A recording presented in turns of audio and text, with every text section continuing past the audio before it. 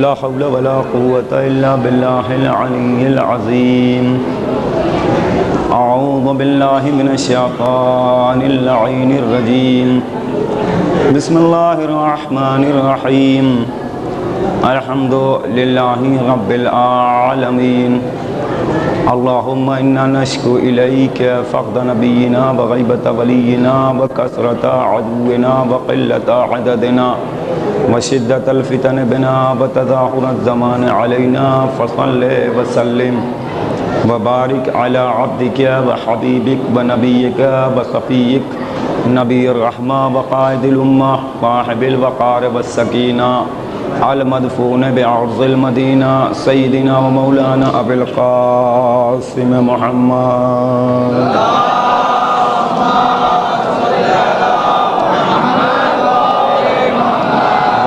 الطيبين الطاهرين المعصومين المظلومين ولعنة الله على أعدائهم أجمعين اللهم لعن قتلة الحسين وأولاده وأصحابه أما بعد فقد قال سبحانه تبارك وتعالى وقوله الحق بسم الله الرحمن الرحيم والله أخرجكم من بطون أمهاتكم لا تعلمون شيئا وجعل لكم السمع والأبصار والأفئدة لعلكم تشکرون صلوات پڑھ دیں محمد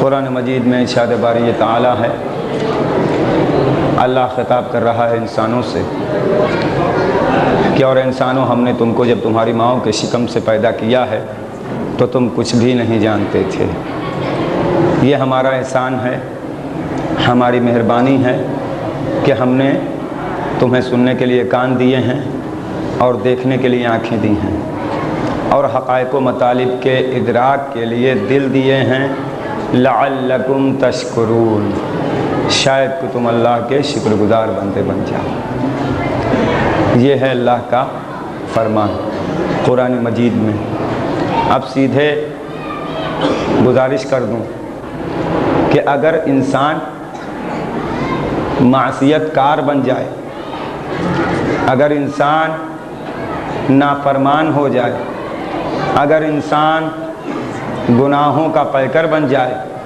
اگر انسان خطاؤں کا منبع بن جائے تو خالق کائنات کان کی طاقت پہلے ختم نہیں کرتا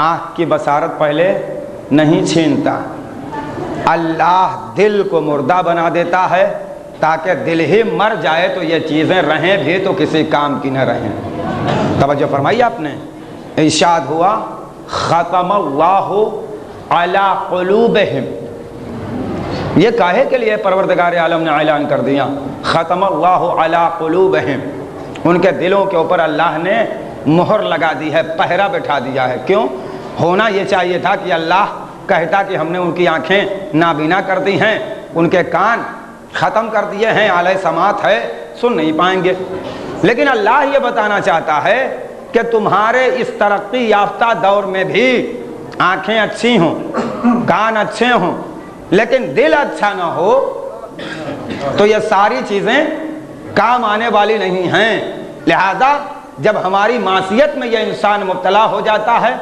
سمجھانے پر بھی یہ انسان مانتا نہیں ترقی کی راہوں سے اسے ہموار ترقی کی راہیں اسے ہموار کرنا چاہیے تھیں مگر یہ انسان پستیوں میں جا رہا ہے تو پھر ہم اس انسان کو اس کی اوقات بھی بتاتے ہیں کیا انسان دیکھ ختم اللہ علی قلوبہم وعلی سمعہم وعلی ابصارہم غشاوہ یہ قرآن مجید ہے آخر ایسا ہوا کیسے اللہ نے تو اس انسان کو بلندی کے لیے پیدا کیا تھا اللہ نے اس انسان کو منزل کمال پر لے جانے کے لیے پیدا کیا تھا اللہ نے اس انسان کو ترقی کی راہوں سے ہموار کرنے کے لیے پیدا کیا تھا اللہ نے اس انسان کو اتنا معتبر بنایا تھا کہ یہ انسان جب آگے قدم بڑھاتا تو خود ساری مخلوقات اس کی تابع ہو جاتی ہیں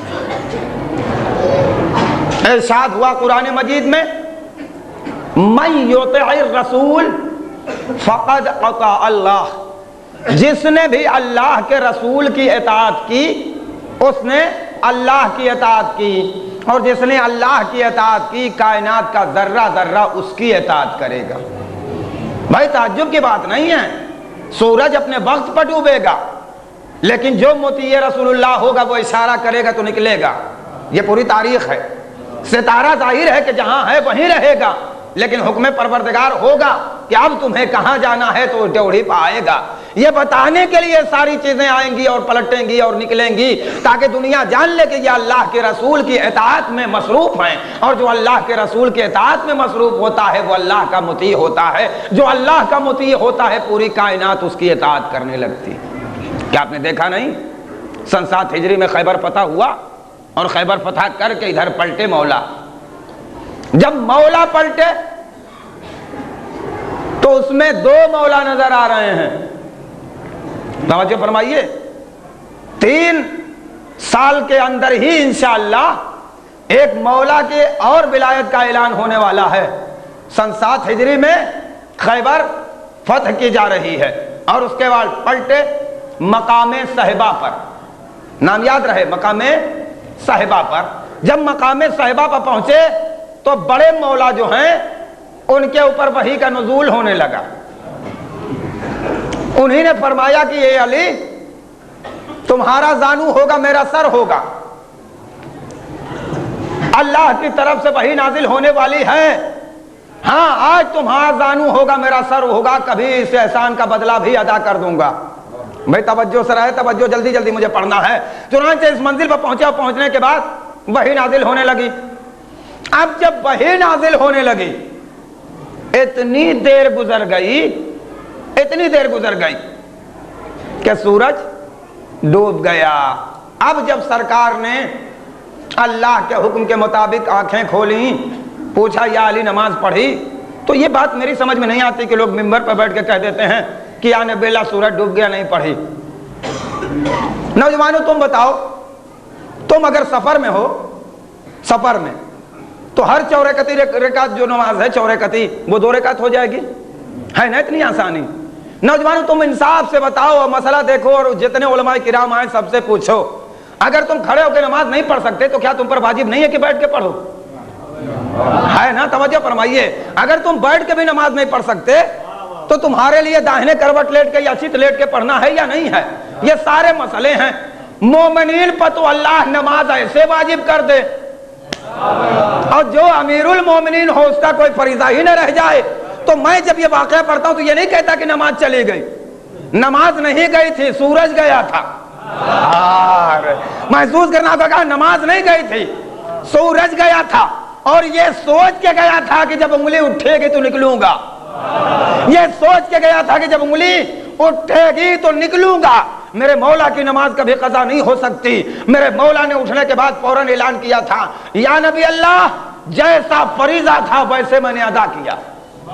ہاں معمولی منزل نہیں ہے. یا نبی اللہ آپ سو رہے تھے، آپ کا سر اقدس تھا، میرے زانو پر تھا، میں بیٹھا ہوا تھا، سورج ڈوب رہا تھا، عصر کی نماز کا وقت تھا، جو میرا فریضہ تھا وہ میں نے ادا کر لیا. تب نبی نے کہا کہ اگر فریضہ ادا کر لیا علی تو کم سے کم دنیا بھی تو دیکھے کہ کتنی طاقت رکھتے ہو، لہذا اب اشارہ کرو، لہذا اب اشارہ کرو. تو اب ادھر اشارہ ہوا، سورج نکلا. میرا ایک جوان آ کے کہنے لگا، ارے مولوی صاحب ہم آج سن رہے ہیں کہ سورج چلتا ہے، ہم تو ابھی تک یہی پڑھتے آئے ہیں کہ زمین چلتی ہے یا نہیں ہے. بھیا دیکھیے معصوم کا قول ہے، اس سے انکار نہیں کیا جا سکتا، اور خود قرآن مجید میں سورہ شمس موجود ہے. والشمس وضحاہا، قسم ہے سورج کی اور اس کی کرنوں کی. والقمر اذا تلاہا، اور قسم ہے چاند کی جو اس کے پیچھے پیچھے چلا. تو جب سورج چلتا ہی نہیں تو یہ چاند اس کے پیچھے پیچھے چلے گا کیسے؟ تو قرآن سے پتا چلا کہ سورج چلتا ہے، نکلتا بھی ہے، ڈوبتا بھی ہے. بڑی توجہ، سینکڑوں اس سلسلے میں فرمودات ہیں، ارشادات ہیں معصومین علیہ السلام کے کہ سورج چلتا ہے. اب ایک روایت سن لیجئے اس منزل پر. معصوم فرماتے ہیں کہ یہ سورج جس کی تنابیں 70,000 ملائکہ پکڑ کے کھینچتے ہیں تو یہ مشرق سے مغرب کی طرف جاتا ہے. کتنے؟ 70,000. ایک ملک کی طاقت کتنی بتا چکا ہوں، توجہ فرمائیے آپ. تو یہ 70,000 ملائکہ کھینچ رہے ہیں. ہمارا ترقی یافتہ یہ دور، یہ زمانہ، یہ عہد، اس کا طالب علم یہ کہتا ہے کہ زمین چلتی ہے. میں کہتا ہوں بھیا تم بھی صحیح کہہ رہے ہو، زمین بھی چلتی ہے. یہ زمین چلتی ہے اور اسی زمین کو تراب کہتے ہیں. توجہ فرمائیے گا, یہ زمین چلتی ہے اسی کو تراب کہتے ہیں. اب میرے مولا نے ایک انگلی اٹھائی, اشارہ کیا تو تراب اپنے باپ کی فرما بردار اولاد ہے. آپ سمجھ سکیں. آپ دیکھو نوجوانوں, تمہارے لیے ہدایت ضروری ہے. اگر تمہارا باپ صحیح باپ ہے, انگلی کا اشارہ کرے تو دوڑ کے آؤ, اس لیے کہ فرما برداری کی علامت ہے. ارے تم انسان ہو کے اپنے باپ کی انگلی کے اشارے پر دوڑ کے آتے ہو, یہ ہے تراب. میرے مولا ہیں ابو تراب. انگلی کا اشارہ ہوا, فرما بردار بیٹا کھینچا, کہا باپ نماز پڑھ لو, بابا نماز پڑھ لو. اس بلندی پر سورج آ گیا. اور اگر سورج چلتا ہے, یہ بھی بالکل صحیح ہے, میرے مولا نے انگلی اٹھائی, صرف انگلی اٹھائی ہے.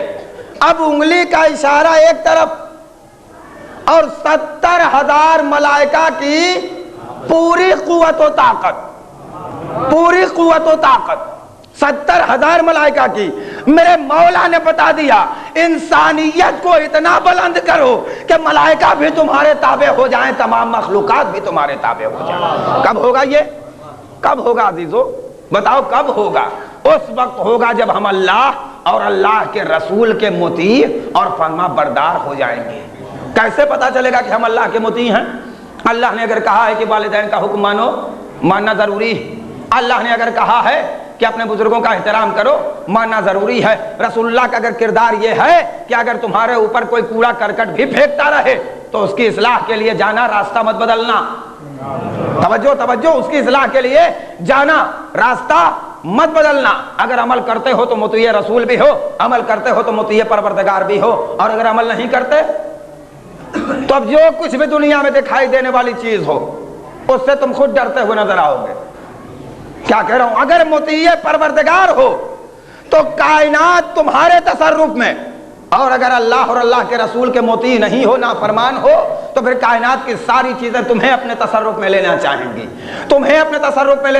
تم کائنات کی ساری چیزوں سے ڈرتے ہوئے نظر آؤ گے.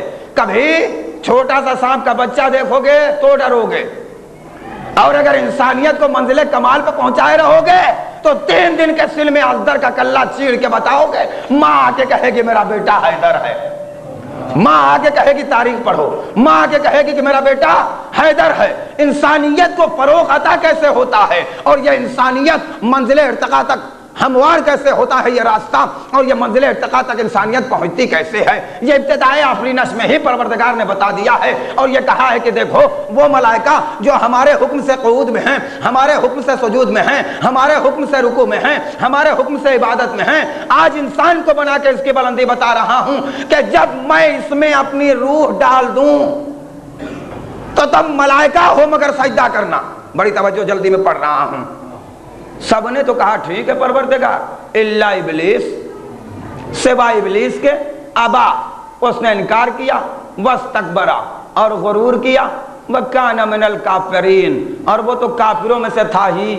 اس کے پہلے بھی کافر ہیں کیا؟ نہیں, سوچ کیا بتائیے گا. اللہ جمع کا صیغہ استعمال کر رہا ہے, وکان من الکافرین. من کچھ کے معنی میں آتا ہے. مثلا 10 روپیہ آپ نے رکھے ہیں اور اس میں سے کوئی کہے کہ مطلب یہ ہے کہ میں نے 1 روپیہ لیا, تو وہ کہے گا کہ میں نے ایک دن 10 میں سے 1 لیا. توجہ فرما رہے ہیں؟ تو وہاں عربی میں من لگتا ہے کبھی کبھی. فاخذت من الدراہم, میں نے کچھ درہم لیے. توجہ فرمایا آپ نے. وکان من الکافرین, اور وہ کافروں میں سے تھا. ارے ابھی دنیا آباد نہیں ہوئی اور کافر, یہ تو پہلا ہی انکار کرنے والا ہے. خدا کہہ رہا ہے کہ یہ کتاب وہ ہے جو قیامت تک کے لیے قانون بننے والی ہے. میں بتا دینا چاہتا ہوں, جو ایسا کرے گا, چاہے کسی زمانے میں کرے, چاہے کیسے بھی کرے, انکار کیا, غرور کیا, تکبر کیا, اس کے بعد نکالا گیا, مردود بارگاہ ہو گیا. جب مردود بارگاہ ہو گیا عزیزان محترم, تو ایک مرتبہ شیطان کہتا ہوا چلا, پروردگار میری محنتیں, کہا میں تو ارحم الراحمین ہوں, لے کے جاؤ, کیا مانگتے ہو. کہا قیامت تک کی زندگی, کہا نہیں, وقت معلوم تک کی زندگی دے رہا ہوں. قیامت تک کی مت کہیے گا, وقت معلوم تک کی زندگی دے رہا ہوں, جاؤ. کہا تیرے مخلص بندوں کو بہکاؤں گا. کہا جاؤ. सीधे रास्ते पर बैठ जाऊंगा, हर चौराहे पर बहकाऊंगा, बहकाओ जाओ। अरे अल्लाह ने इतना इख्तियार दे दिया तो हमारे बाबा रोने लगे, ए परवरदिगार सारा इख्तियार तो इसको दे दिया, हमारी औलादें, खुदा की कसम कुर्बान जाइए अरहमुर राहिमीन की जात पर, हमारी औलादें क्या करेंगी परवरदिगार? ये रग रग में शामिल हो जाएगा, ये लहू में दौड़ने लगेगा। अल्लाह ने ऐलान किया कि अगर एक मर्तबा इसके नदामत तुम्हारी औलाद बहा देगी और हाथों को उठा के तौबा कर लेगी तो जन्नत अता कर दूंगा। बताइए अज़ीज़ान मोहतरम, ये किस लिए अल्लाह ने किया? ताकि दुनिया देखे कि इंसानियत मंजिल कमाल पर कैसे पहुंचाई जाती है। मेरे नबी भी इसीलिए चले जो 120 मर्तबा पैगंबर को मेराज नसीब हुई, उनकी फजीलत और उनकी इंसानियत कायनात के अंदर उजागर करना थी, मामूली मंजिल नहीं। एक मर्तबा जा रहे हैं तो सैयदुल मुरसलीन के पास सैयदुल मलाइका सवारी लेके आ रहा, सवारी लेके, और सैयदुल मलाइका जब सवारी लेके पहुंचता है तो सैयदुल मुरसलीन आराम फरमा रहे हैं, आराम फरमा रहे हैं। अल्लाह ने कहा कि ये शाने मोहम्मदी के खिलाफ है कि तुम जाओ और जाने के बाद फौरन उन्हें जगा दो, सोने दो, आराम करने दो, बड़े दिन के बाद सोए हैं, सोने दो, आराम करने दो। कहा परवरदिगार फिर करूंगा क्या? कहा जाओ, जाने के बाद अपनी मासूम पलकें उनके मासूम तलवों पर मस करना। अरे ये अल्लाह हजरत जिब्रील को भेज के बता रहा है कि मेरे नबी के पांव के तलवे का मर्तबा क्या है। अब बात समझ में आएगी, पांव के तलवे का मर्तबा क्या है। आंखें वाह हुई, कहा बोलो जिब्रील क्यों आए हो? कहा अल्लाह ने तोहफा भेजा है दरूद का और सलाम का। कहा मुझे कबूल है। कहा फिर क्या है? कहा बुलाया है। कहा रुक जाओ, तजदीद वजू कर लूं, ठहर जाओ, जरा 2 रकात नमाज पढ़ लूं, रुके रहो, फिर उसके बाद चलता हूं। पैगंबर ने वजू किया, ऊंचाई से हम भी वजू करते हैं। पैगंबर ने वजू फरमाया, नमाज पढ़ी, नालैन पहनी, चले, आगे बढ़े, बैतुल मक़दस तक पहुंचे, आसमान अव्वल का सीना चाक किया, दोम तक पहुंचे, दूसरे का सीना चाक हुआ, सोम तक पहुंचे, चौथे, पांचवें, छठे, सातवें, यहां तक जा रहे हैं। मगर उसके पहले पैगंबर कुछ देखते हुए जा रहे हैं। देख रहे हैं कि एक ऊंटों की इतनी बड़ी कतार है कि जिसकी न इब्तिदा मालूम है न उसकी इंतहा मालूम है। ए परवरदिगार, ये ऊंटों की कतार और उस पर किताबें बार हैं, बोल परवरदिगार ये क्या है? कहा अली इब्न अबी तालिब के फजाइल तहरीर हैं। अरे सुनिए, अब अली इब्न अबी तालिब के इन सारी किताबों में फजाइल तहरीर हैं। हमने एक किताब नहीं पाई और कुछ पढ़ दिया तो लोगों ने कहा बढ़ा दिया। अरे हम समझे ही नहीं तो बढ़ाएंगे कहां से?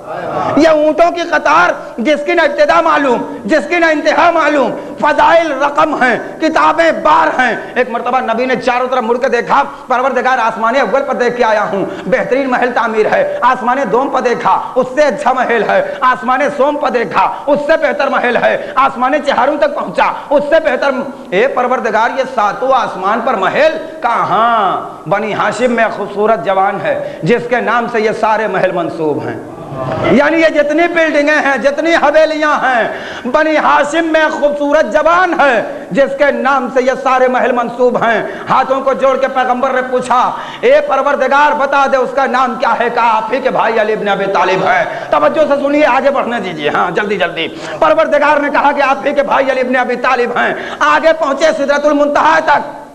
जिब्रील ने कहा लो दनाओ तो, मेराज आपने बड़ी सुनी होगी लेकिन सिर्फ तवज्जो दरकार है। लो दनाओ तो अनमला लह तराक तो, अगर एक उंगली की पोर के बराबर भी आगे बढ़ा तो जल जाऊंगा। ये जिब्रील अपने जलने का ऐलान नहीं कर रहे हैं, कयामत तक आने वाले इंसानों की औकात बता रहे हैं कि अगर अपनी हद से आगे बढ़ोगे तो चाहे किसी के साथ रहो जल जाओगे। हाय हाय, लिहाजा अपनी हद से आगे मत बढ़ना, जो तुम्हारी हद होगी वहीं रहना। चाहे दुनिया किसी मंजिल पर तुम्हें पहुंचाने की कोशिश करे, तुम अपनी हद पहचान के चलना, अपनी हद पहचान के चलना। जिब्रील रुक रहे हैं, चले जाते तो कुछ हो जाता?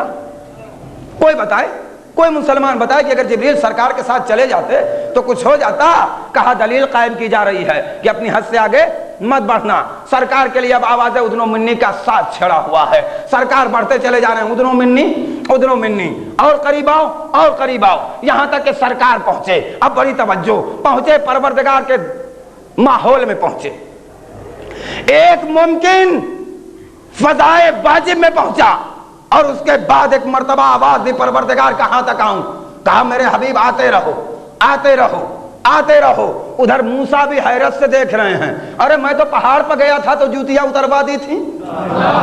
मूसा हैरत से देख रहे हैं, मैं तो पहाड़ पर गया था تو جوتیاں اتروا دی گئی تھیں. یہاں دیکھیے آگے بڑھتے جا رہے ہیں, آگے بڑھتے جا رہے ہیں. میں کہوں گا موسیٰ آپ تو اچھی طرح جانتے ہیں کہ موسیٰ اور ہے, فخر موسیٰ اور ہے, لہذا جا رہے ہیں, جوتیاں پہن کے جا رہے ہیں, بڑھتے چلے جا رہے ہیں پیغمبر اسلام.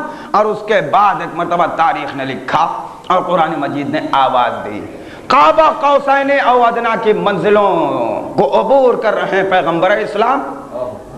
اور اس کے بعد ہاتھ نکلا. اب توجہ سے سنیے گا, ہاتھ نکلا, پیغمبر نے مصافحہ کیا. اے پروردگار تو ہاتھ بھی رکھتا ہے؟ کہا جب بولوں گا تب پوچھنا, جب بولوں گا تب پوچھنا. اتنے میں ایک مرتبہ گفتگو شروع ہوئی, گفتگو شروع ہوئی, مصافحے کا سلسلہ خط, گفتگو شروع ہوئی. پیغمبر بات تو کر رہے ہیں مگر چاروں طرف دیکھ رہے ہیں.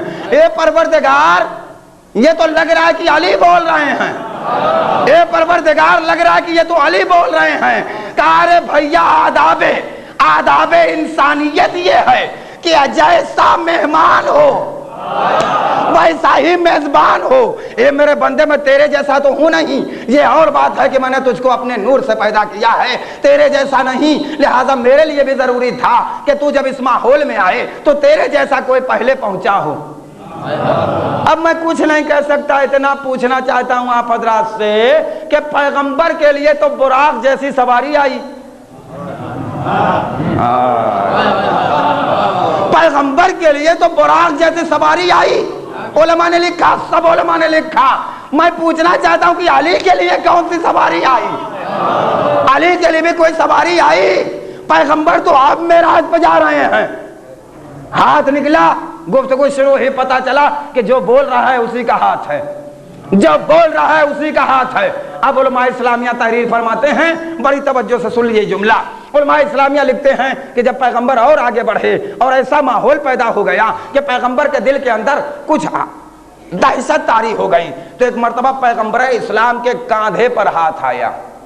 ہاں توجہ سنیے گا, پیغمبر اسلام کے شانے پر ہاتھ آیا, شانے پر, پیغمبر کے شانے پر ہاتھ آیا, پیغمبر کے شانے پر ہاتھ آیا. اور وہ ہاتھ اللہ تعالی کا تھا.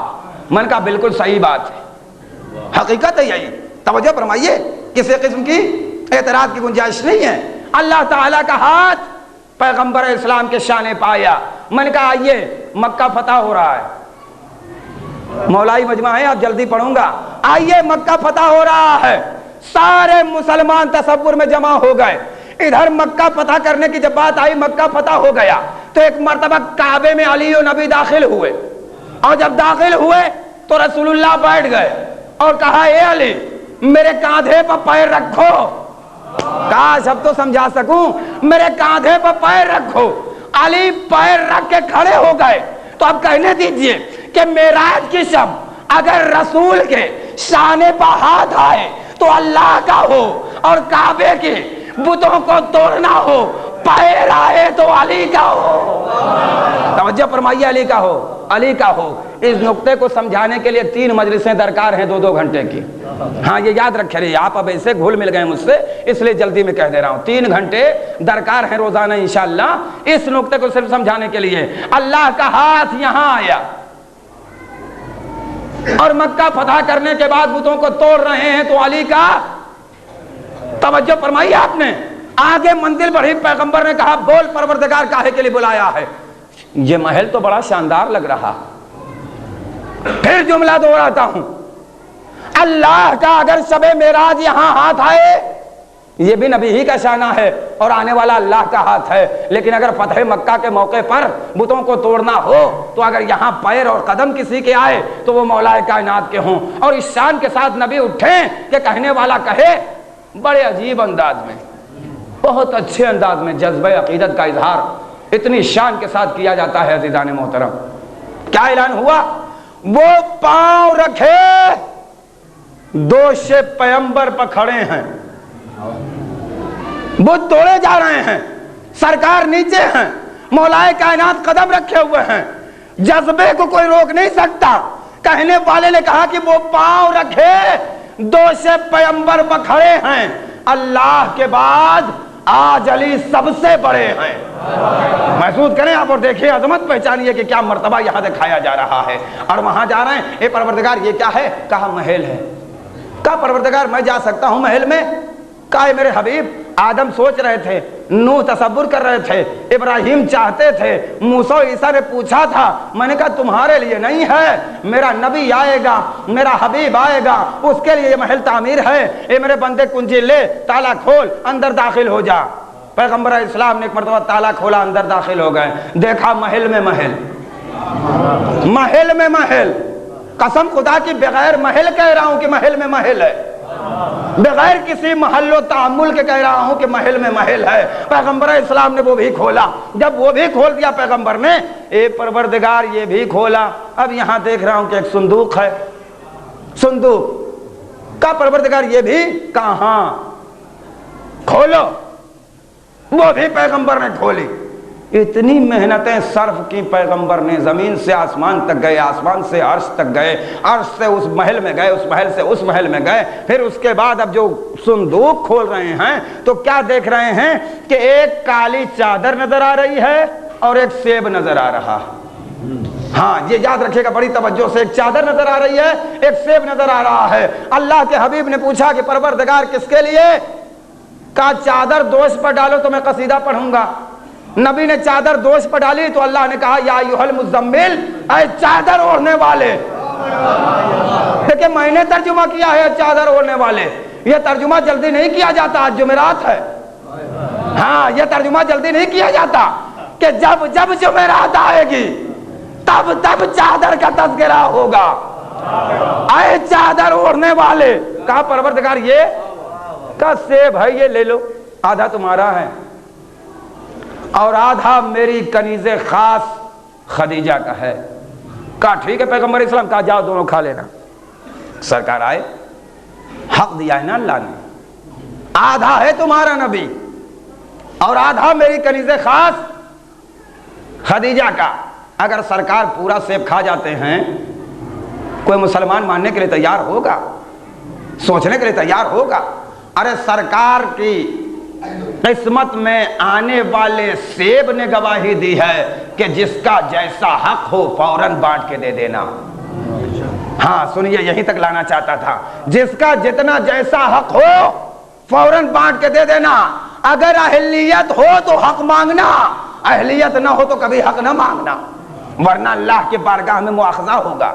تمہارے اندر اگر یتیمی پائی جاتی ہے، قریب آ جاؤ، مسکینیت ہے آ جاؤ، اسیر ہو آ جاؤ، غریب ہو آ جاؤ، سال بھر کے کھانے پینے کا انتظام نہ ہو آ جاؤ۔ بڑی توجہ سے سنیے عزیزان محترم، آج ماحول اور معاشرے میں جو سیدھے سادھے مومنین کو دھوکہ اور فریب دیا جاتا ہے، ان کے لیے میں گزارش کرنا چاہتا ہوں جو دھوکہ کھا جاتے ہیں، جو دیتے ہیں ان کے لیے نہیں، جو مومنین دھوکہ کھا جاتے ہیں ان کے لیے گزارش کی جا رہی ہے کہ اگر کسی نے ایسے ہی کسی کو اٹھا کے دے دیا تو پھر یہ یاد رکھیے کہ جس کے مقلد ہیں اس سے پوچھ لیجئے، وہ کہے گا کہ ہوا نہیں ہے۔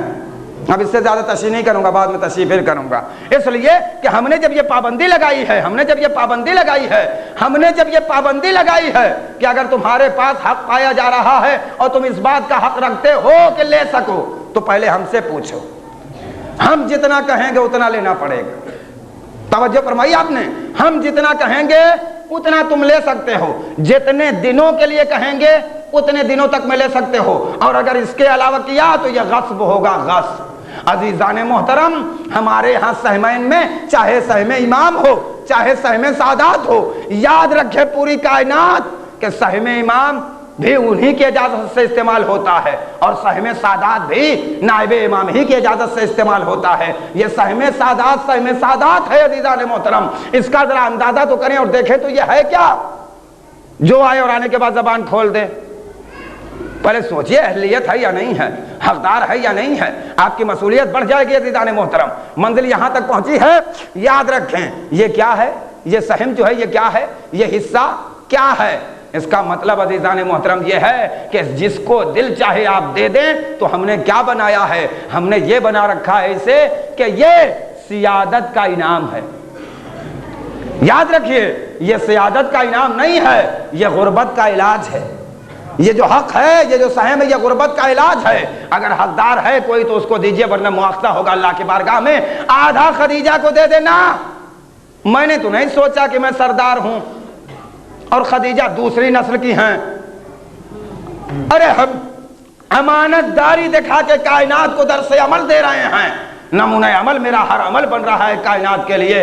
ہم نے جب بانٹ کے دیا، ادھر جو بانٹ کے میں نے دے دیا. جب بانٹ کے میں نے دیا تو ایک مرتبہ دونوں نے نوش کر لیا. جب دونوں نے نوش کر لیا تو ایک مرتبہ 20 جمادی الثانیہ سن 5 بعثت کی مبارک تاریخ آئی، اور اس کے بعد خدیجہ کی آغوش میں اس پھل کا پھل نظر آیا. خدیجہ کی آغوش میں اس پھل کا پھل نظر آیا. اور جب اس پھل کا پھل نظر آیا تو میں نے اپنے حبیب سے کہا، اے میرے حبیب گھبرانا نہیں. یہاں لڑکیاں اور بیٹیاں والدین کے لیے ندامت کا سبب ہیں. ہم بتانا چاہتے ہیں کہ یہ بیٹی کتنی معتبر ہے. ادھر جناب خدیجہ کی آغوش میں جناب زہرا کی آمد ہوئی. قسم خدا کی صنف نسمہ کا وقار بڑھ گیا. صنف نسمہ کا وقار بڑھ گیا، اور اتنا وقار بڑھا کہ ابھی تک دوسروں کی بیٹیاں یوں ہی لے جائی جا رہی تھیں، لیکن اس نبی کی بیٹی کے پاس کبھی کوئی عرب کا جاگیردار آتا ہے، کبھی زمیندار آتا ہے، کبھی اونٹوں کا مالک آتا ہے، کبھی بکریوں کا مالک آتا ہے. یا نبی اللہ، آپ کی بیٹی اس قابل ہو گئی ہے. ہم مالدار ہیں، ہم زمین والے ہیں، ہم جائیداد والے ہیں، اتنی بکریاں ہیں، اتنے اونٹ پائے جا رہے ہیں. پیغمبر فرماتے ہیں پھر بھیا کیا کہنا چاہتے ہو؟ کہا اپنی بیٹی ہمارے حوالے کر دیجئے. پیغمبر نے کہا کہ مجھے میری بیٹی پر اختیار نہیں. یہی پڑھنا ضروری ہے، اور فضائل سے لے کے مصائب تک اگر متوجہ رہیں گے تو انشاءاللہ جب تبرکات آئیں گے تو آپ رو لیں گے. ہاں ذہن میں رکھے رہیے گا. ہاں تم مانگنے کے لیے آئے ہو میری بیٹی کا، میری بیٹی پر مجھے اختیار نہیں ہے. اتنے باپ بیٹھے ہوئے ماشاءاللہ. آج کل تو مسئلہ بھی یہ ہے، اس کے صیغہ ولایت بھی جاری کیا جاتا ہے. باپ سے پوچھو پڑھوں نہیں کہا، تمہاری طرف سے بھی ایک جگہ پڑھنا پڑے، ان کی طرف سے بھی پڑھنا پڑے. توجہ. اور پھر لڑکی کی منزل حضیدار محترم کو ذہن میں رکھیے گا، وہ کبھی اور پڑھوں گا. توجہ رہے اس منزل پر.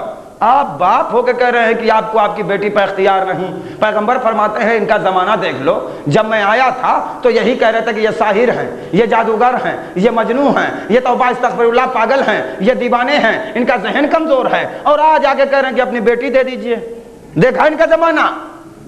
کون ایسا شریف انسان ہوگا جو ایسی جگہ پر اپنا عقد کرنا پسند کرے گا کہ کہیں منہ دکھانے کے قابل بھی نہ رہ جائے؟ کہا ان کا زمانہ دیکھا تم نے؟ میں نے کہا ہاں دیکھ لیا، مگر یا نبی اللہ جو کہنا ہو جلدی کہہ دیجئے. اس لیے کہ آج کا مجمع جو ہے، آج کا مجمع ذرا کم سننے کا عادی ہے. ارے 1400 برس پہلے کی بات کر رہا ہوں، آج کی نہیں. ارے جب 1400 برس پہلے جلدی بتائیے جلدی بتائیے، تو پھر 1400 برس کے بعد کیا حال ہوگا؟ اندازہ کریں. آج یہ پرش ادا کا کمال ہے کہ سب کو کھینچ لیتا. معمولی منزل نہیں ہے، سب کو کھینچ لیتا ہے. پیغمبر کا مجھے میری بیٹی پہ اختیار نہیں ہے، انتظار کرو اللہ کا جو حکم ہوگا. کہا یا نبی اللہ آپ باپ ہیں اور آپ کو آپ کی بیٹی پہ اختیار نہیں ہے. جنت پہ آپ کو اختیار، قبر میں آپ کو اختیار، صراط پہ آپ کو اختیار، حشر کا آپ کو اختیار، نشر کا آپ کو اختیار، زمین پہ آپ کو اختیار، آسمان پہ آپ کو اختیار. کیسے آپ باپ ہیں کہ آپ کو آپ کی بیٹی پہ اختیار نہیں ہے؟ پیغمبر نے پلٹ کے فرمایا نادانو، مجھے ہر چیز پر اختیار ہے، لیکن کسی بنیے بقال کو معصوم بنانے کا اختیار نہیں ہے. معصوم بن کے آؤ، میری بیٹی کا ہاتھ تھام لو. کیا تم نے قرآن میں دیکھا نہیں کہ مریم معصومہ تھیں؟ اس زمانے میں کوئی معصوم نہیں تھا، اس لیے بغیر باپ کے بیٹا پیدا ہو گیا، مگر کسی کے حوالے جناب مریم نہیں کی گئی. اس لیے نہیں کی گئی تھی کہ جب آخری نبی کی معصومہ بیٹی آئے تو ہر انسان ہاتھ مانگنے کے لیے نہ جائے. اتنے میں ایک مرتبہ اللہ کا حکم ہوتا ہے زوج النور بالنور، اے میرے حبیب نور کو نور کے ساتھ بیاہ دیجئے. پیغمبر نے پوچھا کس کو؟ کس کے ساتھ؟ کہا جس کے دروازے پر ستارہ جائے گا. جس کے دروازے پر ستارہ جائے گا. اعلان قرآن میں ہوا والنجم اذا ہوا، قسم ہے ستارے کی جبکہ وہ چلا. ارے ٹوٹا ہوتا تو کہیں اور جاتا، یہ چلا سب کو چکراتا ہوا چلا. در حیدر پہ آیا، در حیدر پہ آیا. اللہ نے اعلان کیا کہ میں نے تو تمہاری بیٹی فاطمہ کے لیے چن لیا ہے، اب تم بھی انتظام کرو. اتنے میں ایک مرتبہ مقام محمود سے محمود کے حکم سے محمود نامی فرشتہ محمد کے پاس آیا اور آ کے کہتا ہے کہ بات تو پہ درود و سلام کے اللہ نے فرمایا ہے کہ عرش اعظم پر ملائکہ کے ہجوم میں فرشتوں کے ازدحام میں عقد فاطمہ علی کے ساتھ اللہ نے پڑھ دیا ہے، آپ زمین پر دوہرا دیں، آپ زمین پر دوہرا دیں۔ دیکھیے خطیبوں کی نظر جلدی پہنچ جاتی ہے، اس لیے کہ ان کو تو اپنی خطابت چلانی رہتی۔ توجہ، آپ کی نظر جائے یا نہ جائے، میری نظر تو پہنچی۔ ارے کمال ہے اس شخصیت کا جسے ابو طالب کہتے ہیں، وہ جس باپ کا نکاح پڑھ دیں اس کی بیٹی کا نکاح خدا پڑھتا ہے۔ عرش آدم پڑھ دیا، نہیں سنیے، عرش آدم پڑھ دیا۔ اب میرے حبیب آپ زمین پر دوہرا دیجئے۔ مولا بلائے گئے، تمہارے پاس کیا ہے؟ کا تلوار ہے، گھوڑا ہے، زرہ ہے۔ کا زرہ تمہارے کام کی نہیں ہے، بیچ دو۔ مہر لے آؤ، مہر۔ ہاں نوجوانوں اب توجہ سے سننا، مہر لے آؤ، مہر۔ شادی کرنی ہے نا تو مہر لے آؤ۔ کا کیسے لاؤں؟ کا زرہ بیچ دو، تمہارے کام کی نہیں ہے۔ ارے تم کو کیا ضرورت ہے زرہ کی؟ زرہ بیچ دی مولا نے، لا کے مہر کی رقم جمع کی۔ دنیا والوں کو بتایا کہ دنیا والوں اگر حقیقی میرے چاہنے والے ہو تو پہلے اپنی دلہن کا مہر ادا کرنا، پھر اس کے بعد اس کے اوپر حق تصرف رکھنا۔ یہ مولا فرما رہے ہیں، توجہ فرمائیے۔ دے دیا، اور ادھر عزیزان محترم اہتمام کیا جا رہا۔ کسی میں ہمت اور دم نہیں ہے کہ کوئی آگے بڑھ کے کہہ دے کہ ان لڑکے اور لڑکی کے اندر مماثلت نہیں ہے، کوئی بولنے والا نہیں ہے۔ اگر شہزادی کی طرف سے کبھی کوئی بولنے والا نکلے اور کہے کہ یہ تو رسول اللہ کی بیٹی ہے تو فوراً مولا کی طرف سے کہنے والے آئیں گے یہ تو بیت اللہ کا بیٹا ہے۔ دونوں مماثلت ہے، اور قدرت اعلان کر رہی ہے کیا؟ مرج البحرین یلتقیان۔ قدرت نے دو دریا جاری کیے ہیں جو آپس میں ملتے جلتے ہیں، متصل ہوتے ہیں۔ قدرت نے دو دریا جاری کیے ہیں جو آپس میں ملتے جلتے ہیں۔ اسی کے سلسلے میں شاعر نے بڑی اچھی بات کہی تھی کہ باغوں میں خلد، نہروں میں کوثر ہے انتخاب، قبلوں میں کعبہ، مصحفوں میں آخری کتاب، تاروں میں آفتاب ہے، پھولوں میں ہے گلاب، ہیں عورتوں میں فاطمہ، مردوں میں بوتراب۔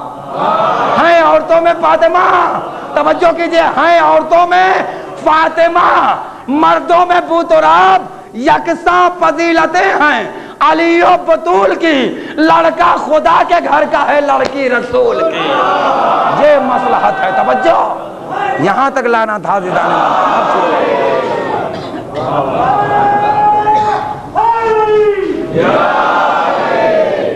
اس شان کے ساتھ اہتمام کیا گیا، اور میرے مولا بھی نکلے تو عجیب شان کے ساتھ۔ دیکھیے پھر کہہ رہا ہوں کہ محفل میں نہیں پڑھ رہا ہوں، مجلس پڑھ رہا ہوں، یہ ذہن میں رکھیے گا، کبھی بلائیے گا تو محفل پڑھوں گا، یہ ذہن میں رہے آپ کے۔ یہ مولا کی فضیلت کا ایک معمولی گوشہ۔ میرے مولا بھی نکلے شان کے ساتھ، تو اہتمام یہ کیا گیا کہ ہاتھوں میں حاجت روائی کی مہندی لگائی گئی، ہاتھوں میں حاجت روائی کی مہندی لگائی گئی، کلائی میں سخاوت کا کنگنا، آنکھوں میں مروت کا سرما، کمر میں استقلال کا پٹکا، پاؤں میں ثبات کا موزہ جس پر کنہم بنیانم مرصوص کے نقش و نگار، نالین وہ کہ دوش نبی دیکھے بار بار، نالین وہ ہے کہ دوش نبی دیکھے بار بار۔ میرا مولا بھی اس طرح سے سج دھج کے چلا کہ حلطہ قصیدہ پڑھ رہا ہے، رحمان پیدا ہو رہا ہے، سورہ واقعہ احترام کر رہا ہے، قرآن طواف کر رہا ہے، اور ادھر دلہن بھی شان کی دلہن بنی ہوئی ہے کہ نہ جانے پوری کائنات قربان ہونے کے لیے تیار ہے۔ اس شان کے ساتھ جب یہ دونوں دلہا دلہن ملے تو قدرت نے بھی قصیدہ پڑھا، مرج البحرین، مرج البحرین یلتقیان۔ قدرت نے دو دریا جاری کیے ہیں جو آپس میں ملتے جلتے ہیں، اور یہ اتنے معتبر دریا ہیں کہ یوں ہی نہیں بہ رہے ہیں۔ دریاؤں میں غوطہ لگانے والوں سے پوچھو کہ دریا میں جب غوطہ لگایا جاتا ہے تو کیا ملتا ہے؟ یخرج منہما اللؤلؤ والمرجان۔ یہ وہ دریا ہے جس میں سے لؤلؤ و مرجان نکلتے ہیں، حسن کی طرح لولو اور حسین کی طرح مرجان۔ توجہ فرمائیے، حسین کی طرح مرجان۔ جب اتنے خوبصورت ترین والدین ہوتے ہیں تب حسن و حسین جیسے بیٹا پیدا ہوتے ہیں، تب حسن و حسین جیسے بیٹے پیدا ہوتے ہیں جب اتنے صاحب عظمت والدین ہوتے ہیں, جب اتنے صاحب مرتبہ والدین ہوتے ہیں. میری ماں اور بہنوں اور میرے بھائیوں, میرے عزیزوں, میرے دوستوں, جب کبھی آبیاری کرنی ہو نسل کے کھیت میں اور بیج ڈالنے کا موقع آئے تو سب سے پہلے اپنے کو پرکھ لینا, اپنے کو, کہ ہم نے جو کچھ بھی کیا ہے وہ ظاہر ہوگا. اب جب ظاہر ہوگا تو ہم فریاد نہیں کر سکتے. دیکھو کتنا اہتمام رکھا جا رہا, کتنا قیمتی اہتمام کیا جا رہا ہے. انسانیت فروغ پا رہی ہے, انسانیت فروغ پا رہی ہے. قدرت قصیدہ پڑھ رہی ہے, ملائکہ قربان ہو رہے ہیں, غلمان کی غلامی ہے, حوروں کی سلامی ہے, حوروں کی سلامی ہے, فرشتوں کا ازدحام ہے. تمام ازواج پیغمبر اسلام مبارکباد دے رہے ہیں, مگر انسانیت اس منزل پر پہنچی ہوئی ہے کہ آنے والا ایک سائل کہتا ہے, ایک سائل آنے والا بے لباس. تو یہ وہ انسان کامل کی انسان کامل بیٹی ہے, کیا اس نے اپنا پرانا لباس نہیں دیا, نیا لباس اٹھا کے دے دیا, نیا لباس. پوچھا گیا تو کہا اللہ کی راہ میں دینا تھا, اس لیے مجھے پرانا مال دیتے ہوئے اچھا نہیں لگا, ہم نے نیا مال دے دیا, نیا مال دے دیا. قدرت نے کہا اس کو لباس پہنا دیا. زہرا اب پوری کائنات کے لیے اعلان کر رہا ہوں کہ جنت کی مالکہ تو ہوگی, تیرا بیٹا حسن لباس پہنائے گا, تیرا بیٹا حسین حلے عطا کرے گا, تیرا شوہر کوثر کا جام پلائے گا, تیرے بابا جنت و جہنم کے مالک ہوں. معمولی منزل نہیں ہے. پانچویں امام علیہ السلام فرماتے ہیں بیٹھی ہوں گی, ہماری شہزادی کا تخت لگا ہوگا عرش اعظم کے قریب, اور یہ گزرنے والے افراد گزریں گے. کام کی بات سن لیجیے, جب یہ گزرنے والے افراد گزریں گے تو کچھ ایسے گنہگار ہوں گے جن کے بارے میں یہ کہہ دیا جائے گا کہ نیکیاں کم ہیں, لے کے آپ. اب یہ افراد آگے بڑھیں گے اور آگے بڑھنے کے بعد شہزادی کا حکم ہوگا پروردگار ان کو معاف کر دے, میرے حسین کے چاہنے والے ہیں. آواز قدرت آئے گی نہیں. ارے عجیب منزل ہے. پانچویں امام فرما رہے بھیا, ہم نہیں کہہ رہے ہیں, یاد رکھے رہیے گا. شہزادی کہیں گی پروردگار یہ گنہگار ہیں, ہم گزارش کرتے ہیں کہ تو معاف کر دے. اللہ کہے گا نہیں زہرا نہیں. تو اب ہمارے امام بتاتے ہیں کہ ان کو فاطمہ کیوں کہا گیا ہے. شہزادی کہیں گے پروردگار معاف کر دے. آواز قدرت آئے گی ہم نہیں معاف کریں گے, آپ کو فاطمہ کیوں کہا گیا ہے, آپ کو فاطمہ کیوں کہا گیا ہے.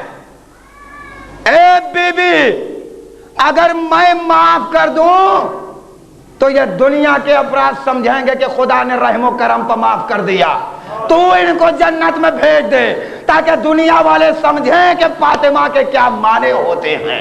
فاطمہ کا مطلب ہوتا ہے آتش جہنم سے نجات دلانے والی شخصیت. بتا کہ میں نے ان کو معاف کیا ہے, یہ جا رہے ہیں, ان کو میں نے آتش جہنم سے نجات دلائی. ورنہ جہنم میں تو عزیزان محترم ہم اور آپ کیا ہیں, ہم ہی اور آپ بڑی بڑی شخصیتوں کو پہنچا دیں گے, اور اعلان ہوتا رہے گا کہ جہنم پکارتا رہے گا حل من مزید, حل من مزید, حل من مزید. اشرا پڑھ رہا ہوں, حل من مزید. جو آپ حضرات سوچ رہے ہیں وہ نہیں, میں پڑھوں گا, میں وہ بات پڑھوں گا جو 1 ارب 25 کروڑ مسلمان پسند کریں اور خوب داد و تحسین مجھے دیں, حالانکہ مجھے ضرورت نہیں. ہم کو کیا ضرورت ہے کہ کسی مخلوق کو اس کے قریب کیا جائے جو اس کے قابل نہ ہو. جہنم کا چھوٹا سا کوئی پیڑ تو ہے نہیں, لہذا جہنم کے لیے کوئی ایسی غذا ہونی چاہیے کہ اس کا پیٹ بھر جائے تو یہ حسینیوں کا مجمع ہوگا اور جہنم پکار رہا ہوگا حل من مزید, اور بھی کچھ ہے, تو سب دہنے بائیں تاکیں گے. یہ سارا حسینی مجمع پوچھے گا بول کیا کہہ رہا ہے جہنم, آواز آئے گی حل من مزید, تو حسینی کہیں گے حاضر ہے یزید. اب اس سے بڑا کوئی نہیں ہے. توجہ فرما رہے ہیں آپ. اب جب یہ یزید جہنم میں چلا جائے گا تو اب اس کا پیٹ بھر جائے گا، اس سے کہ اس سے بڑا گنہگار کوئی کائنات میں نہیں، کوئی نہیں ہے۔ کون ہے جو رسول اللہ کی شبیہ کے اوپر نیزہ برسائے؟ ہے کوئی جو تیر بارانی کرے؟ ہے کوئی جس شہزادی کے خانوادے پر مصائب و آلام کے پہاڑ توڑ دے؟ شہزادی کا تذکرہ 2 صورتوں سے میں نے کیا ہے تاکہ آپ ہر طرح کے لیے آمادہ رہیں۔ ابھی اگر بات سمجھ میں نہیں آئے گی تو 1 گھنٹے سے میں زیادہ نہیں پڑھوں گا، بعد میں سمجھیے گا انشاءاللہ، اور بعد میں پوچھیے گا اپنے نوجوانوں سے کہہ رہا ہوں۔ کائنات کی واحد شخصیت شہزادی ہے جنہوں نے یہ مرثیہ پڑھا تھا، صبت علیہ مصائب لو انہا صبت علی الایام صرنا لیالیا۔ تصور شرط ہے، میں ہر شہید کی مجلس میں جب مصائب پڑھتا ہوں تو اس سے بزرگ ترین شخصیت سے مماثلت اختیار کرتا ہوں تاکہ یہ مولائی مجمع قاعدے سے رو سکے اور جان سکے، ورنہ آج کیا ضرورت ہے پڑھنے کی شہزادی کی؟ شہزادی تو ہماری روز آ کے سن رہی ہیں مجلس، روز جمع ہو رہی ہیں ہماری شہزادی مجلس سننے کے لیے، روز آتی ہیں، روز ان کا زخم کچھ نہ کچھ انشاءاللہ اچھا ہوتا ہوگا، مگر آج تذکرہ اس لیے کر رہا ہوں کہ سب سے زیادہ مناسبت پائی جاتی ہے۔ شہزادی ہیں فریاد کی، بابا دنیا سے رخصت ہو گئے، جلتا ہوا دروازہ گرایا گیا، پسلیوں کی ہڈیاں چور چور ہو گئی، یہ ذہن میں تصور رہے، پسلیوں کی ہڈیاں چور چور ہو گئیں۔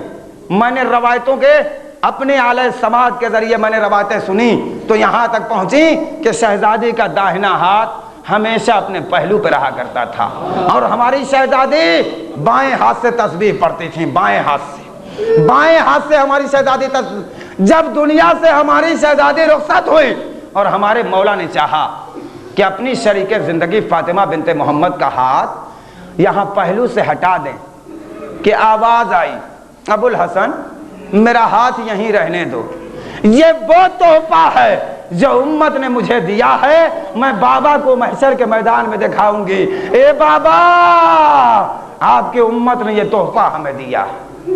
کیا مطلب ہوا عزادارو؟ مطلب یہ ہوا کہ شہزادی کی پسلیوں کی ہڈیاں چور چور ہو چکی ہیں۔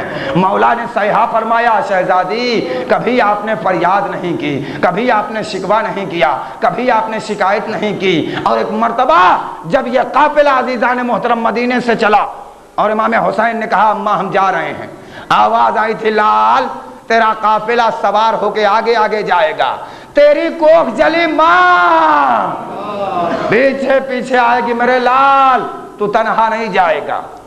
دور آیا مولا کائنات کے بعد امام حسن علیہ السلام کا۔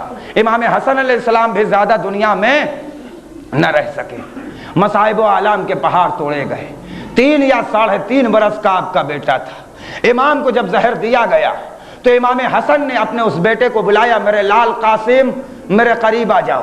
جناب قاسم 3 یا 3.5 سال کی عمر میں ہیں، امام دنیا سے رخصت ہو رہے ہیں سن 50 میں۔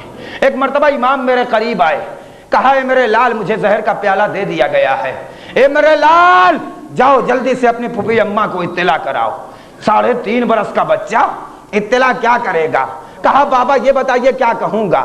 تو ایک مرتبہ امام نے کہا میرے لال میرے قریب آؤ، کچھ کہنے کی ضرورت نہیں پڑے گی، آستین چڑھا دی، گریبان چاٹ کر دیا، بال بکھیر دیے، اے میرے لال یوں ہی پھوپھی کے گھر چلے جاؤ، پھوپھی تمہیں دیکھے کہ خود بخود آ جائے گی۔ بس عزادارو 3.5 برس کا یہ بچہ اپنے بابا کی خبر دینے کے لیے اپنی پھوپھی کے یہاں پہنچا ہے۔ اگر تصور رہے گا تو انشاءاللہ بہت روگے اور خدا تمہارے آنسوؤں کو قبول فرمائے گا۔ 3.5 برس کا بچہ آستین چڑھی ہوئی، گریبان چاٹ، جب اپنی پھوپھی اماں کی ڈیوڑی پر پہنچا، جناب شہزادی کی نظر پہنچی، سر و سینہ پیٹا، ہے میرے لال کیا تو یتیم ہو گیا؟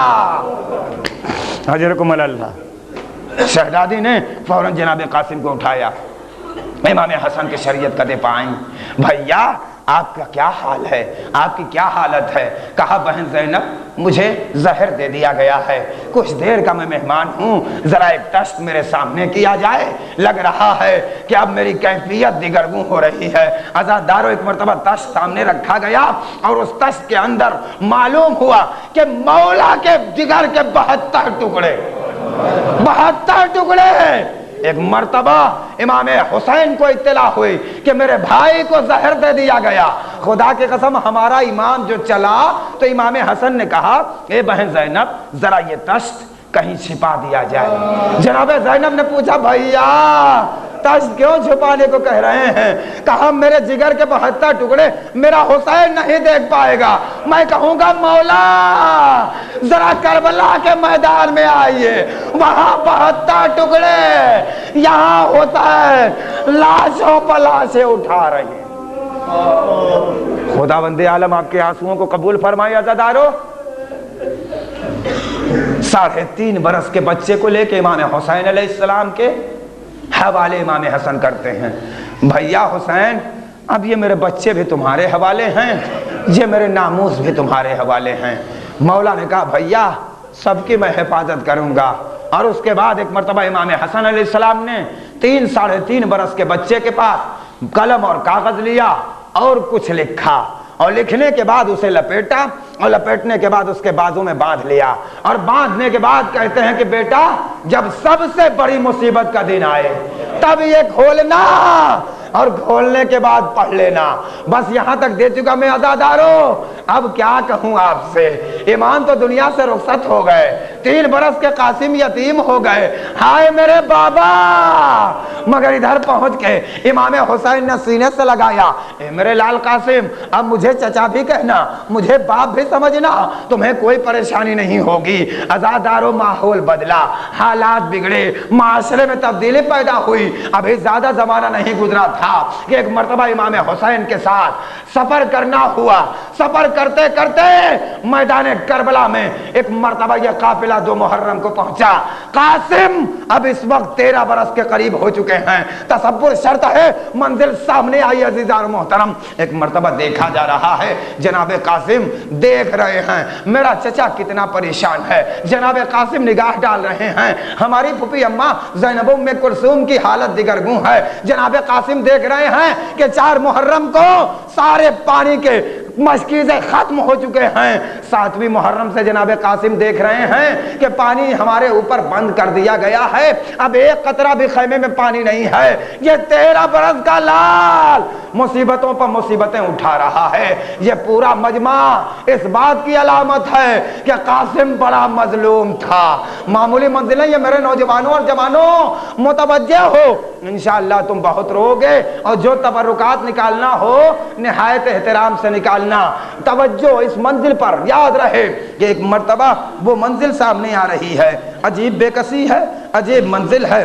جب نمی محرم آتی ہے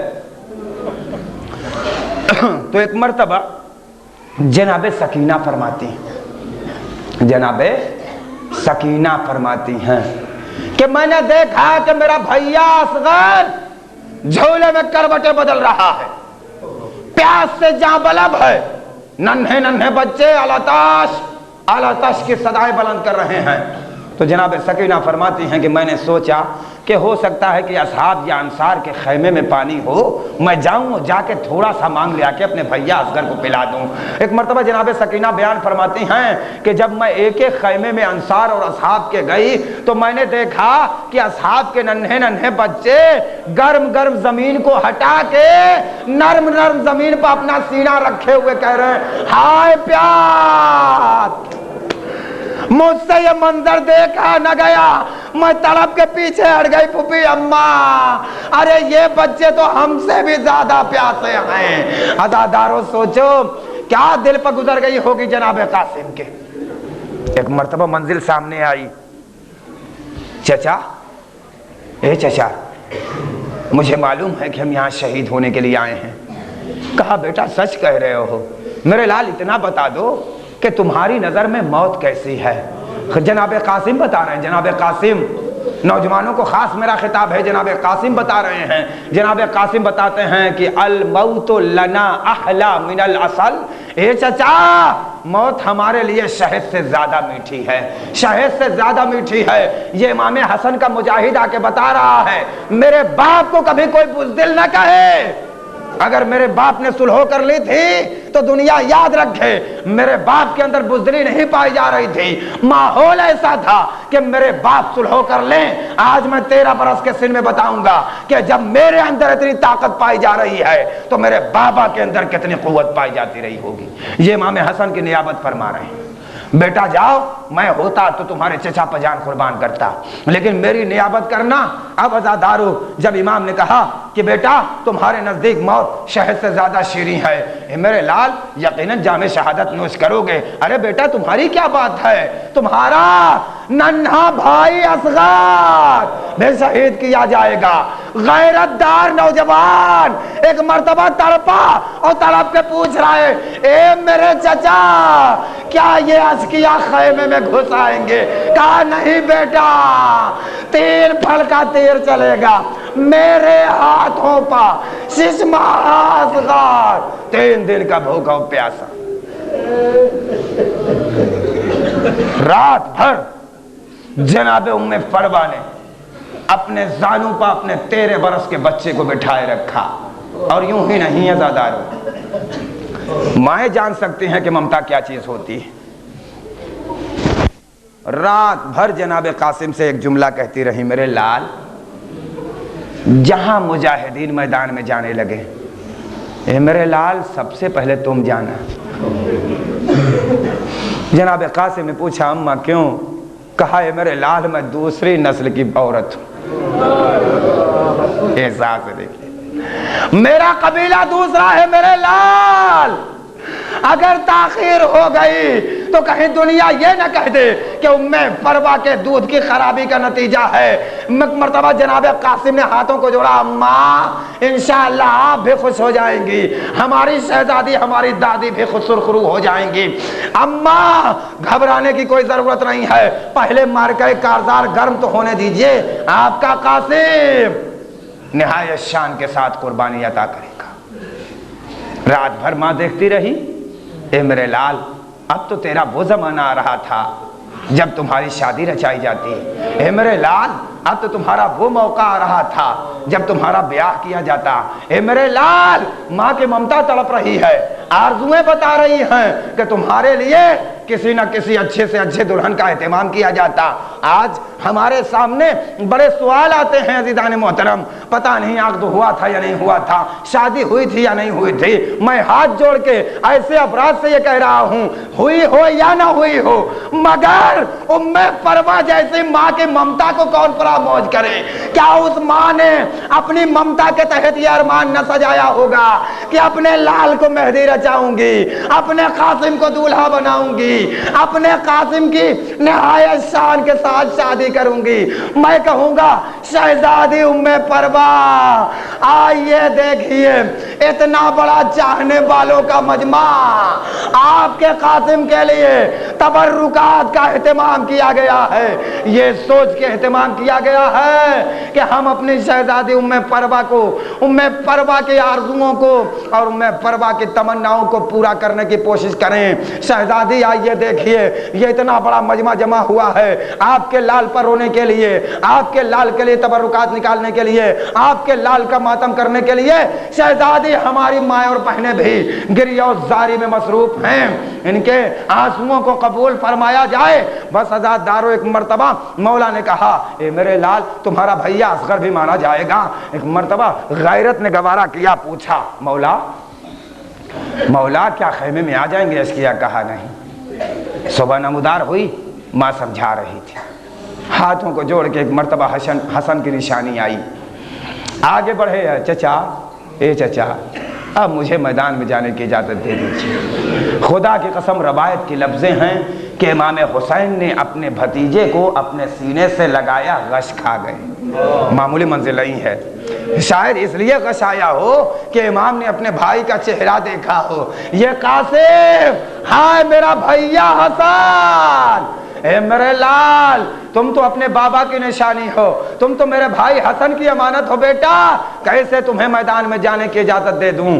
بس عزادارو ایک مرتبہ جب جناب قاسم کو ابھی اجازت نہیں ملی, یعنی ابھی ان کے جانے کا وقت نہیں ہوا, ایک مرتبہ آئے خیمے میں اور آنے کے بعد جناب ام فروا نے دیکھا, کہا میرے لال کیا تو گیا نہیں اجازت لینے کے لیے؟ کہا اماں کیا کروں چچا اجازت نہیں دیتے, میں صبح سے ان کے پاس جا رہا ہوں مگر ابھی تک اجازت نہیں دی انہوں نے. ایک مرتبہ جناب قاسم ایک گوشے میں بیٹھے اور بیٹھنے کے بعد رونے لگے. جب رونے لگے جناب قاسم تو ایک مرتبہ روتے روتے ان کو یاد آیا کہ میرے بابا نے کہا تھا بیٹا جب سب سے بڑی مصیبت آئے تو یہ تعویذ کھولنا اور اپنے منہ کی خدمت میں حاضر کر دینا. جناب قاسم نے تعویذ کھولا, اس میں لکھا تھا بھیا حسین جب مصیبت کا وقت آئے میں نہ رہوں, میرا لال قاسم میری نیابت کرے گا, اسے قبول کرنا.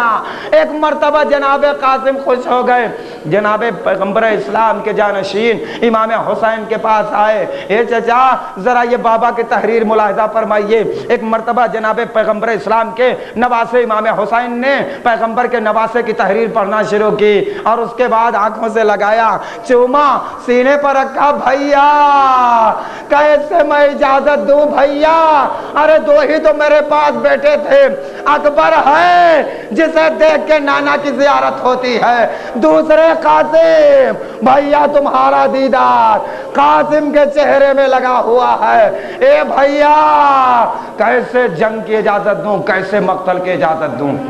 ایک مرتبہ قاسم کی طرف دیکھا اور دیکھنے کے بعد کہتے ہیں بیٹا یہ کیوں نہیں کہتے کہ یہ خط نہیں ہے, اپنی موت کا پروانہ لے کے آئے ہو, اے میرے لاہا لاؤ میرے قریب آ جاؤ بیٹا.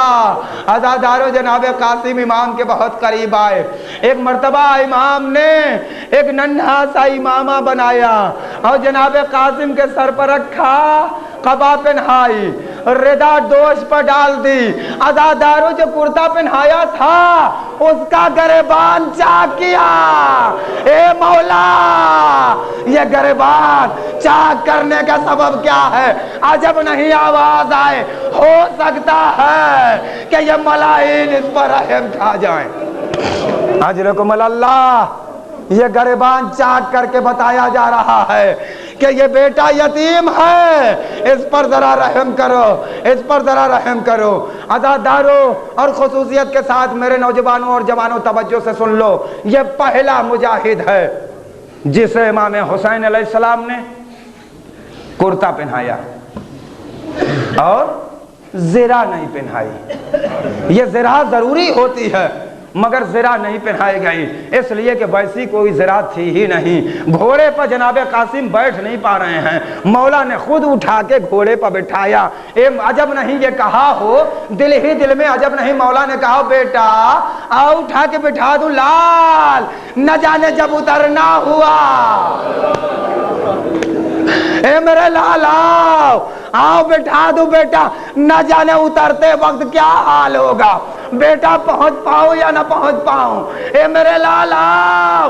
جناب قاسم سوار ہو گئے. اب جنگ نہیں پڑھوں گا, آپ مکمل آمادہ رہیں, بڑے مصائب ہیں اور انشاءاللہ روئیں گے. ایک مرتبہ جناب قاسم میدان میں پہنچے اور اس کے بعد شمر عمر سعد نے کہا کہ کون جائے گا اس کے مقابلے میں. 1-2 ہزار فوج نہیں ہے, لاکھوں کا مجمع ہے, اور سورج آج جتنی تمازت پہ ہے کبھی نہیں تھا. اتنی زیادہ سورج گرمی اور روشنی بکھیر رہا ہے کہ وہاں اگر بڑے سے بڑے پاور کے بلب اور مرکریاں جلائی جائیں تو بھی ان کا کوئی نور پتہ نہ چلے. اتنا زیادہ سورج میں نور پایا جا رہا ہے. مگر روایتوں میں ملتا ہے کہ جب جناب قاسم گھوڑے سے شان کے ساتھ مقتل میں پہنچے تو سارے مراحل نے اپنے سینوں پر ہاتھ رکھا, ارے اس کی ماں نے کیسے بھیج دیا, اس کی ماں نے کیسے میدان میں بھیج دیا. اسے رحم نہیں آیا۔ اے عزادارو، جناب قاسم کے مصائب سن لو اور اپنے مولا کو پرسا دو جو غیب میں بیٹھے ہیں، ان کا بھی قول میں پڑھوں گا انشاءاللہ اور تم بہت رو گے۔ ایک مرتبہ ملائین نے اپنے اپنے سینوں پر ہاتھ رکھا، ارے اس کی ماں نے کیسے بھیج دیا؟ دوسری طرف سے آواز اٹھے، ارے چاند نکل آیا۔ معمولی مت نہیں، یہ بڑی لفظیں، چاند نکل آیا۔ ایک مرتبہ جناب قاسم نے کہا، بتاؤ تم لوگ میرے چچا سے کیوں برسر پیکار ہو؟ میرے چچا نے تمہارا کیا بگاڑا ہے؟ تم نہیں پہچانتے میں حسن کا بیٹا ہوں؟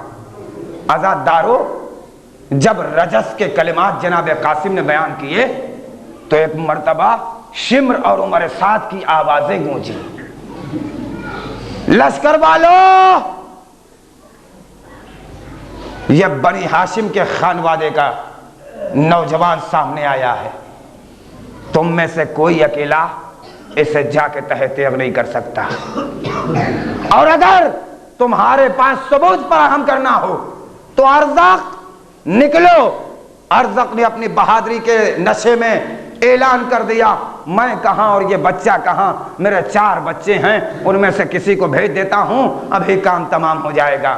ارزق کا پہلا بیٹا چلا واصل جہنم ہوا، دوسرا بیٹا چلا واصل جہنم ہوا، تیسرا بیٹا چلا واصل جہنم ہوا، چوتھا بیٹا چلا واصل جہنم ہوا۔ ارزق بھی آیا، دنیا اندھیر ہو چکی تھی اس لیے کہ 4 بیٹے مارے گئے۔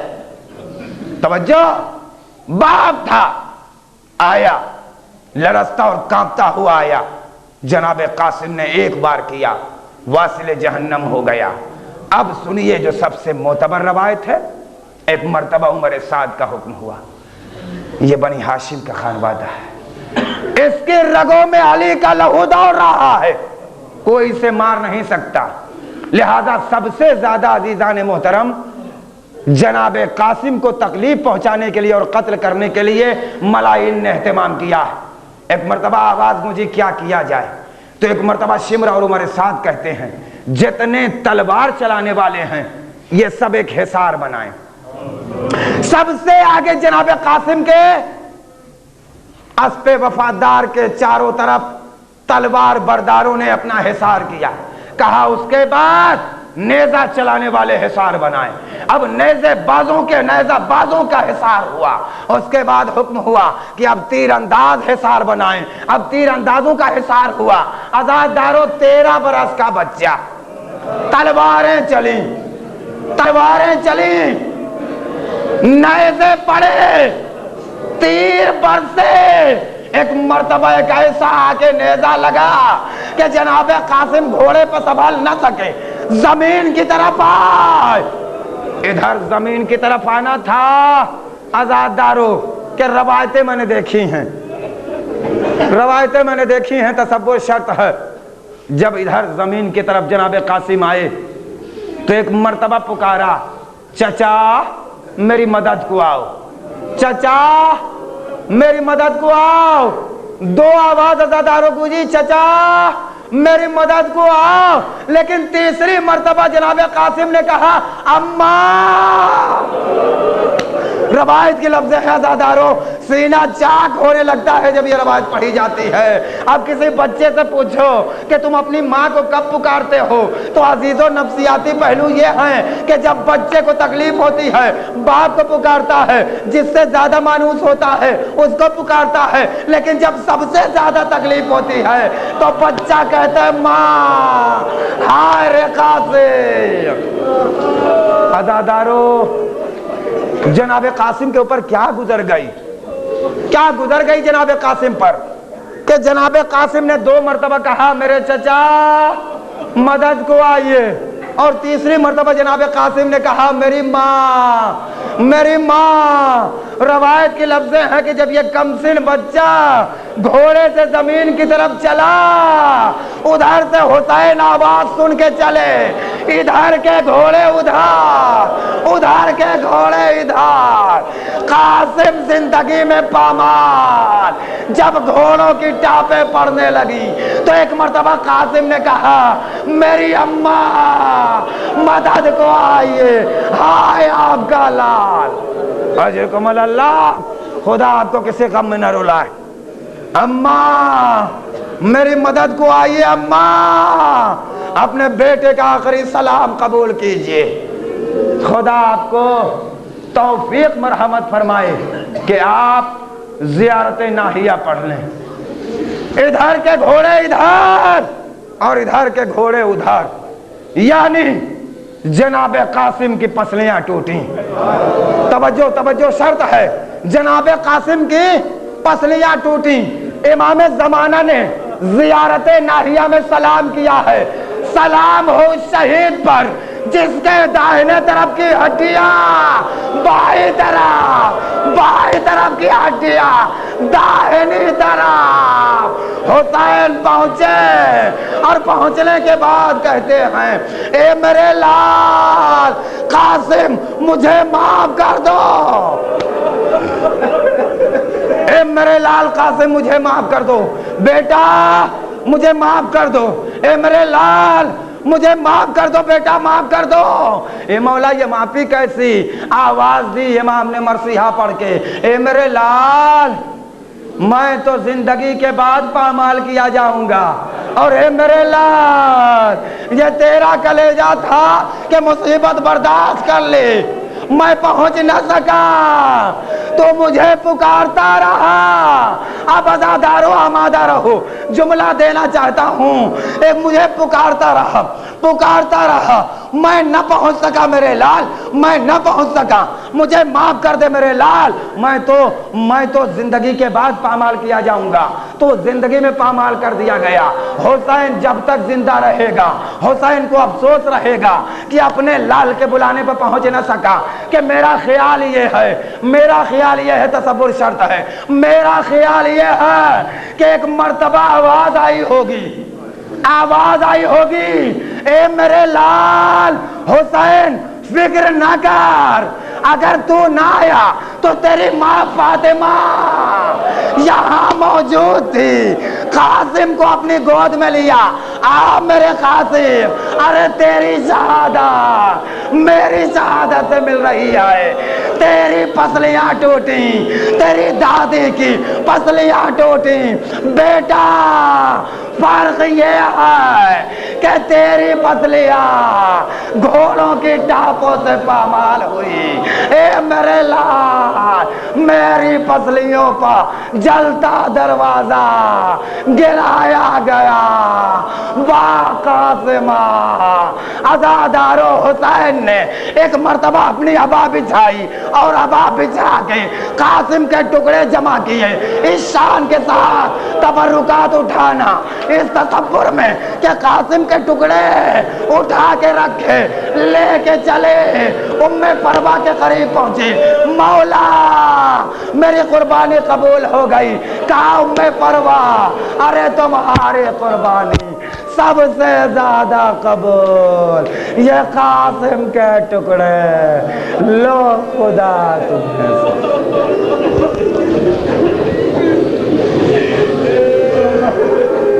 وَسَيَعْلَمُ الَّذِينَ ظَلَمُوا وَأَيُّ مُنقَلِبٍ يَنقَلِبُونَ